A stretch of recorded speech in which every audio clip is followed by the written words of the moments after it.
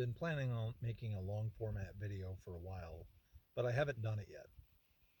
So now's as good a time as ever. The New Year's coming up, and I don't really have a New Year's resolution or anything.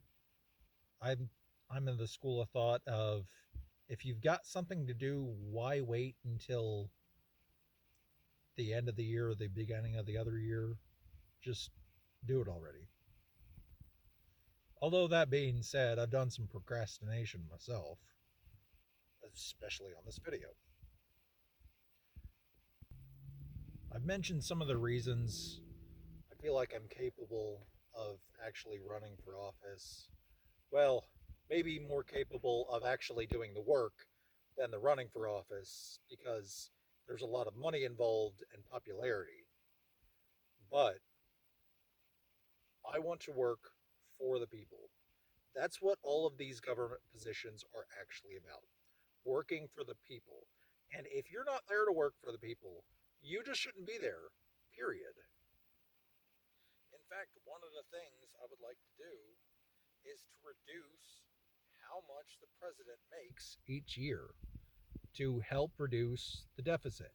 Now, that would be a drop in the bucket compared to everything going on, but should I get into office, the only one that would be affecting would be me and future presidents.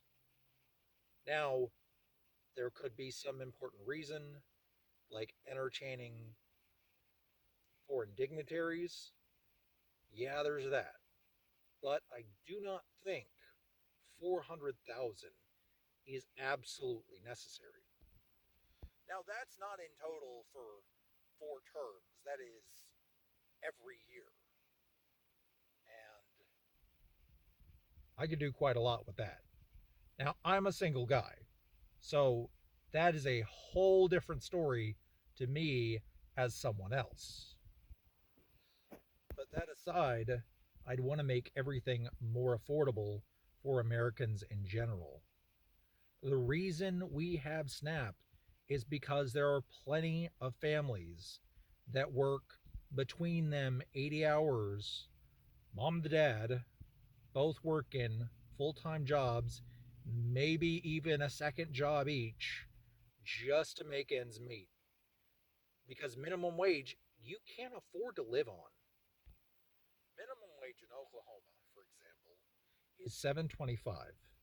Now let's just call it $7 even for taxes that you're going to end up paying because you're taxed for income and then you're taxed afterwards for everything you buy. So 40 hours times $7, that's going to be, well, $280 a week. And for the month, that's about 1,120. That's not a lot, $1,000, especially if you've got a family of 4 or 5. I mean, that's all food bills. And that's not to mention if you've got car payments, however much gas takes. That's like, can you do everything in town? Most likely not. You most likely have to go to some other town nearby for at least one thing. Me, for example, I live in Veneta, but I work in Southwest City, Missouri. The gas is expensive, and I have a pretty fuel efficient vehicle. Now, I've got a really cheap rent situation, but that would still be a quarter of my income if I did work a minimum wage job. And that's not including car insurance or food, which would probably take half altogether, if not a little bit more. And I'm just one guy. I have a cat, and the cat's really cheap to take care of. So that's almost negligible. But if you've got kids and they need food and they need clothes and they need school supplies and they need plenty of parents in the comments know way better than I do. It's expensive. And the only reason SNAP and Medicaid and stuff like that is so darn important is because regular jobs are not paying the bills. If they can't pay the bills, then you have to make ends meet somewhere else. That's what SNAP and Medicaid are for. And those only have to exist as much as they do because those running these companies will not pay their workers appropriately. So the ones actually benefiting off of the welfare is not as much everyone down on the bottom. They absolutely need it. They're not benefiting, they just need it. The ones benefiting are the guys on the top. See, trickle down economics does not work. The only thing rolling downhill is shit. I pay my taxes and you pay your taxes. But there are so many loopholes. Once you have enough money, once you can put all your money in investments in stocks, that you can make a lot of money and never have to pay taxes on most of that. And when you do, it's because you sold those stocks and actually made money. I'll have to read up on it some more, but I heard about some tax law that you sell a house, you buy another house as some rent properties, and they count it as a loss. Not a purchase, a loss, which for you or me, it'd just be a purchase. But because there's loopholes in tax laws and somebody has enough money to pay a guy to do their taxes, they can get those benefits. But if you take those ludicrous benefits out and make them pay their taxes, then you don't have as much of this deficit. And then we'll have more money for the things that we're supposed to have. Now, why do I think I'm any qualified to do all these things and say all these things? Honestly, I don't have as much qualifications as a lot of people. I've got 3 years here at Simmons, and my work history is a little all over the place at best, other than that. I've also got 2 associate's degrees, which doesn't mean a whole lot, but it means, hey, I went to college and I got something. All this is to say that I can and I will put in the work for you. I don't care what color you are. I don't care what side of the political spectrum you are. I don't care what religion you have. I don't care about what gender or how you identify. I don't care about any of that because we're all Americans. If you're here and you're living in America and you're in the process or you've already become a citizen, you are American. Now, there's a lot of fear mongering about immigrants. And I can tell you one thing, I've seen a lot of immigrants, and you know what I see them doing? I see them working and working and working. Why do they have money? Because they're working doing jobs you and I probably don't want to do. Heck, I'm working at Simmons, and you know what? Most, like, over half of the people are either like Hispanic or Pacific Islander or something. And people, Pacific Islanders are more American than you realize because there's a bunch of different islands and things that America owns, like Puerto Rico. They are American territories. Remember how the 13 colonies were British territories? We have our own territories. Now, again, about my education.